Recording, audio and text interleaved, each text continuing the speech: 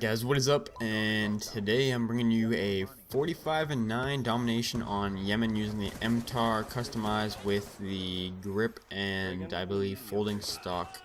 So what I'm going to bring you today in this commentary is my thoughts and opinions on Black Ops 2. Now I pretty much waited pretty close to a full week to give my so-called thoughts and opinions. I didn't want to let one out too early. I know some people are going to think, maybe this is still a little too early, but I would guarantee you I've probably played more of the game than you. I'm sitting at about, for this game, just around close. I'm pretty close to 2 days played on this game as of right now, so I have pretty close to 48 hours played, so I definitely know what I'm talking about, for sure.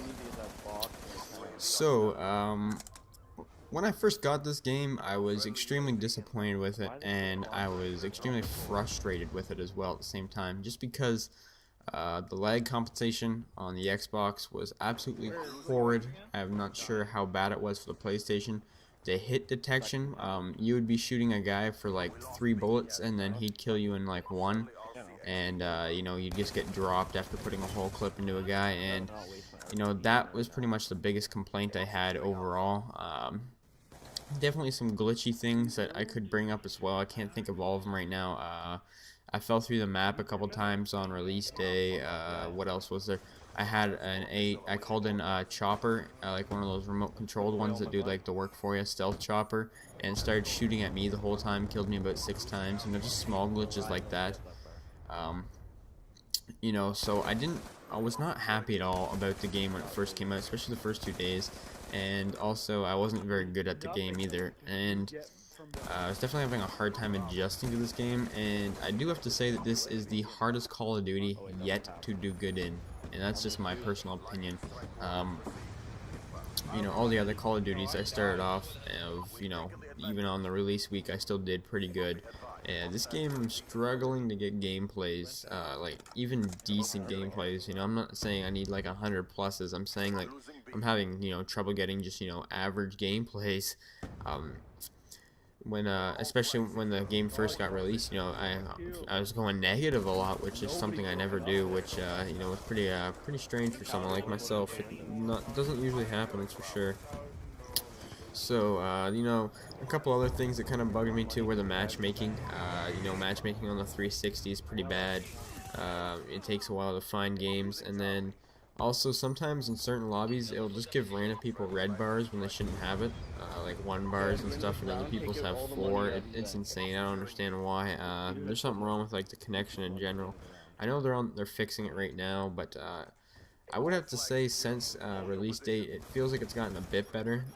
As of right now, um, I'm actually enjoying this game. Don't get me wrong.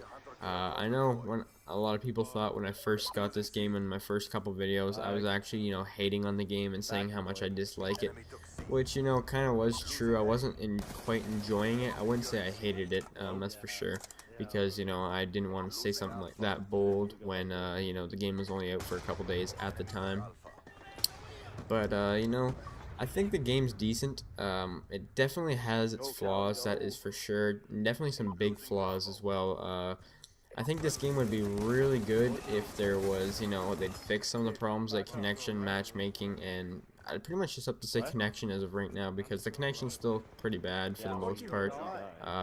But when you get on those good games where like the connection's great, you drop kids in like a bullet, 2 bullets. Honestly, it feels so good and so rewarding, which, that's what it should be like kind of all the time, but on both playing sides, not one person should be lagging, the other should be, great connection. I don't know what it is with the connection, they screwed it up, whatever it is, but I hope they plan on fixing it soon. Definitely more playable than it was at the start, and that also has something to do with me getting used to the game as well. My opinion on the maps in this game are they're not very great, and I know it's kind of another negative thing, and people are going to be like, well, Chris, how can you say you like this game if you just keep complaining about things? Well, it's easy to spot the negatives and not the positives. There is sure certain maps that I like or in this game that I like, but for the most part, most of these maps actually I'm not a huge fan of. This map, Yemen, is actually one of my I guess you could say favorite maps in this game. It's definitely a really good domination map for sure, and Yeah, I'm not. They don't feel like Treyarch maps to me for some reason. I'm not sure why that is, but just something about these maps just don't feel like Treyarch made them. But you know, some are good, some are really bad. Like Carrier's absolutely horrible. I extremely dislike the map. I didn't like very many Modern Warfare 3 maps, but I definitely like more Modern Warfare 3 maps than I did Black Ops, which is kind of surprising. Never thought I'd end up saying that. But yeah, Carrier's horrible. What's that other one that I freaking hate too? Even Hijack, the one on the boat that everyone likes to play. It is not a good map, really. It's got horrible spawns. And that's actually something else I forgot to mention. The spawning's pretty bad, especially since I've been playing Headquarters a lot. Headquarters has the worst spawns out of any game mode in this game. I guarantee that. If you play Headquarters at all, if you played it for at least an hour, you know that they spawn right behind you like 100% of the time, like they honestly do. And that's actually why my KD is so low, just because I've been playing Headquarters to level up fast. But since I reset my stats, I realize I'm not going to be within like the top 100 people that hit 10th prestige, so I'm not even worried about, you know, earning a lot of XP. I'm just going to worry about playing and, you know, doing good and winning, because that's pretty much all I care about in this game. Is pretty much just having fun and, you know, winning, trying my best to win. So leveling up as fast as I can is no longer a priority.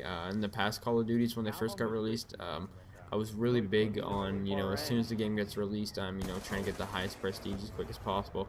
Which Modern Warfare 3, I was definitely within like the top 50 people to get 10th prestige, and as well in Black Ops, you know, I think I was one of the first people prestiged in that game, you know. But this game definitely, you know, people beat me to it. You know, also including, you know, so many people got the game early this year. Ridiculous amount of people got the game early. And you know, there's just no way to compete with them. You know, some people are already 4th and 5th prestige. It's ridiculous. So there's no point even competing with that. That's for sure. I actually forgot to mention something that you know, is actually going to be what I'm talking about next in this video, is the kill streaks, or I guess you could say the point streaks / score streaks. I like the score streak system for sure. Definitely a good system. I think they implemented it well. The problem I have with score streaks is that I don't think that, or I don't want to say that they're too high. It's just, I don't know, the higher ones are too hard to get. You know, they're like getting Moabs, and I don't think kill streaks that high should be worth it. I think they should all be lowered down by about, at least the higher ones. Anything past the lodestar should be lowered by at least 1 kill or about 100 score. That way, you know, it's a little bit easier for at least myself to do it, because I know I haven't seen very many other people get the kill streaks either. So, you know, definitely lower them just a little bit. I'm not asking a lot, to the point where, you know, everyone's going to be getting one like every game, or the whole entire game's going to be orbital VSATs. You know, I'm not asking for that. I'm just asking, you know, or well, I'd appreciate if they were a bit lower. Obviously, that's probably not going to happen now, but that's just one thing I'd have to say. What guns I've been using? Someone actually commented that on my last video. I think it was my boy Ralph, who also asked, when am I getting this for the PlayStation? I'm getting this for the PlayStation as soon as possible. Hopefully within the next couple of days of this commentary. I'm not neglecting the PlayStation, really. I just don't really have like the keen eye to play it as much as the 360 as of right now. But if I can get the copy, I definitely will for sure, because I like playing with my PlayStation bros. But yeah, the question I saw in my last video was actually something I want to cover in this video too, was what gun have I been using? I've been using the MTAR a lot. I've been using the M8A1, which is probably the best gun in the game for the assault rifle category.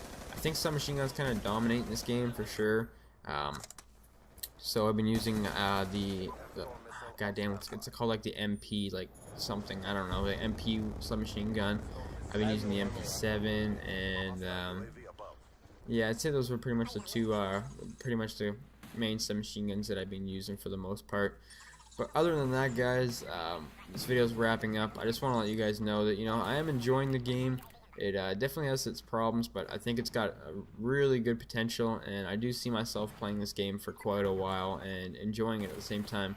My question of the day is, how are you guys enjoying this game? And maybe leave a cheeky rating if you guys don't mind. Hope you guys have a nice day, and thanks for watching. Peace!